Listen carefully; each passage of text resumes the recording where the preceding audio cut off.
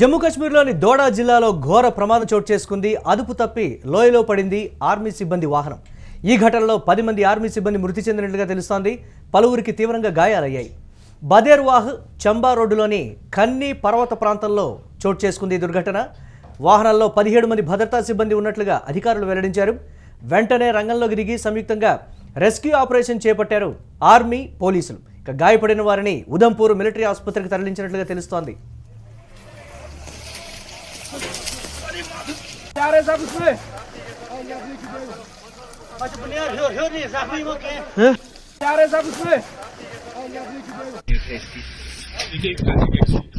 आप जानते हैं हमारी और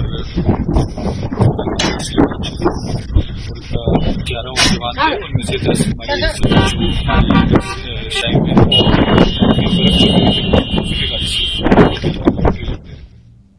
ఇక జమ్మూ కాశ్మీర్లో అదుపు తప్పి ఆర్మీ వాహనం లోయలో పడిపోయినటువంటి పరిస్థితి. 17 మంది ప్రయాణిస్తున్న పరిస్థితి అయితే ఉంది సిబ్బంది. దీనికి సంబంధించి అందులో 10 మంది మరణించినట్లుగా కూడా తెలుస్తోంది. దీనిపై మరిన్ని అప్డేట్స్ మా కరెస్పాండెంట్ వెంకట్ అందిస్తారు. వెంకట్, జమ్మూ కాశ్మీర్లోని దోడా జిల్లాలో జరిగినటువంటి ఘోర ప్రమాదానికి సంబంధించి అప్డేట్స్ ఏంటి? ఆర్మీ అధికారులు ఏం చెప్తున్నారు?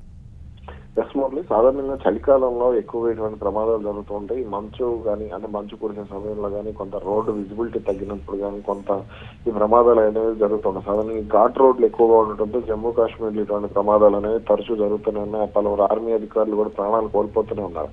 దీనికి సంబంధించి అటు అంటే కేంద్ర రక్షణ శాఖ చర్యలు చేపడుతున్నప్పటికీ కూడా ఏదో ఒక ప్రమాదం అయితే చోటు చేసుకుంటూనే ఉంది. ఇక తాజాగా జరిగినటువంటి ప్రమాదంలో 10 మంది జవాన్లు ప్రాణాలు కోల్పోయారు. జమ్మూ కాశ్మీర్లోని దోడా జిల్లాలో ఆర్మీ వాహనం ప్రమాదానికి గురైంది. బదేర్వాహ్ చంబా రోడ్డు మీద కన్నీ టాప్ వద్ద ఈ ప్రమాదం జరిగినట్టుగా కూడా జాతీయ మీడియా వెల్లడించింది. ఈ ఘటనలో 10 మంది జవాన్లు అక్కడికక్కడే ప్రాణాలు కోల్పోయారు. మధ్యాహ్నం సుమారు 12 గంటల సమయంలో ఈ ప్రమాదం జరిగినట్టుగా కూడా తెలుస్తుంది. కన్నీ టాప్ దాదాపు 9,000 అడుగుల ఎత్తులో ఉంది ఇది సముద్ర మట్టానికి. అక్కడ ఈ ప్రమాదం చోటు చేసుకుంది. బుల్లెట్ ప్రూఫ్ వాహనం కాశ్మీర్ అదుపు తప్పి 200 అడుగుల లోయలో పడిపోయింది. ఆ సమయంలో వాహనంలో మొత్తం 17 మంది భద్రతా సిబ్బంది ఉండగా అందులో 10 మంది ప్రాణాలు కోల్పోయారు. 11 మంది తీవ్రంగా గాయపడినట్టుగా కూడా చెప్తున్నారు. అయితే ఇప్పటి వరకు నలుగురు ఆర్మీ అధికారుల శవాలను అయితే బయటకు తీసుకురావడం జరిగింది. అయితే వీళ్ళందరూ కూడా యాంటీ టెర్రర్ ఆపరేషన్ కోసం హై ఆల్టిట్యూడ్ పోస్ట్ వైపు వెళ్తున్నట్టుగా చెప్తున్నారు. కొంత చెడు వాతావరణం కారణంగానే డ్రైవర్ కంట్రోల్ కోల్పోయినట్టుగా కూడా జాతీయ మీడియా వెల్లడించింది. అయితే ఎవరెవరు గాయపడ్డారు, ఇంకెవరెవరు ప్రాణాలు కోల్పోయారు, ఎంతమంది పరిస్థితి విషమంగా ఉంది అనే దానికి సంబంధించి అయితే పూర్తి వివరాలు అయితే తెలియదు. అయితే గాయపడిన వారందరినీ కూడా స్థానికంగా ఉన్నటువంటి ఉదంపూర్ మిలిటరీ ఆసుపత్రికి తరలించారు. ఇక చికిత్స పొందే సమయంలోనే 6 ప్రాణాలు కోల్పోయినట్టుగా తెలుస్తుంది. ముందు 4, తర్వాత 6 ప్రాణాలు కోల్పోయారు.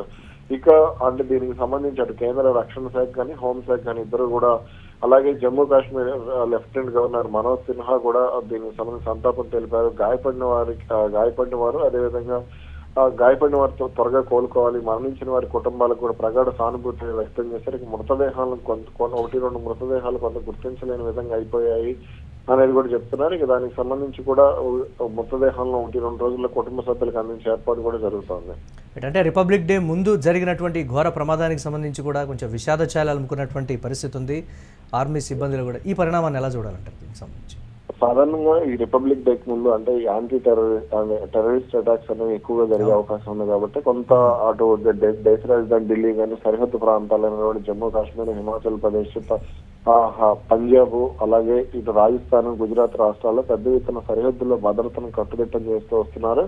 అటు ఎవరెవరి మీద అయితే అనుమానాలు ఉన్నాయో అదేవిధంగా ఇటీవలి కాలంలో ఉగ్రవాద కార్యకలాపాలు కూడా దేశంలో పెరిగిపోతున్నటువంటి నేపథ్యంలో అటు ఆర్మీ కానీ ఇటు ఇతర బలగాలు కానీ పూర్తి స్థాయిలో ఇతర కంపెనీల బలగాలు కానీ పూర్తి స్థాయిలో సోదాలు జరుపుతూ వస్తున్నాయి. ఇక జమ్మూ కాశ్మీర్లోనే అంటే పహల్గామ్ ఉగ్రదాడి తర్వాత పెద్ద ఎత్తున ఉగ్రవాదులు కూడా జమ్మూ కాశ్మీర్లో ఉన్నటువంటి కొన్ని లోయ ప్రాంతాల్లో స్థానిక ప్రజల సహకారంతో అడుగు పెడుతున్నారు. వారికి ఆర్థిక, ఆహార, అలాగే పూర్తిగా షెల్టర్ కి సంబంధించినటువంటి పూర్తి సహాయ సహకారాలకు స్థానికుల నుంచి అందుతున్నాయి అనేది కూడా ప్రధానంగా ఉన్నటువంటి అనుమానం.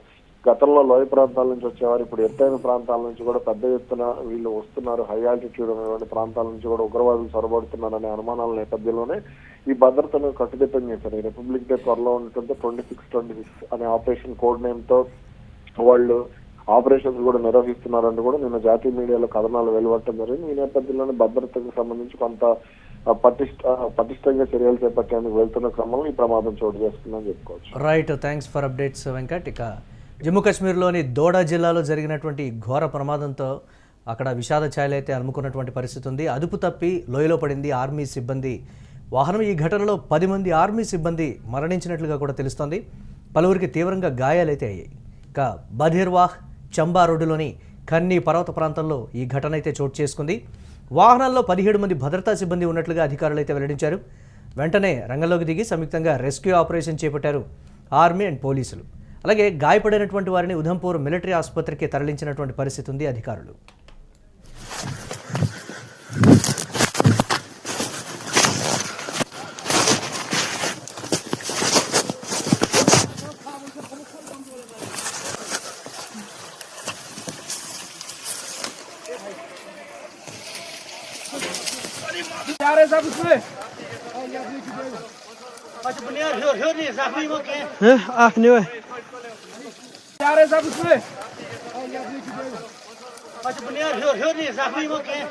Ach, nee.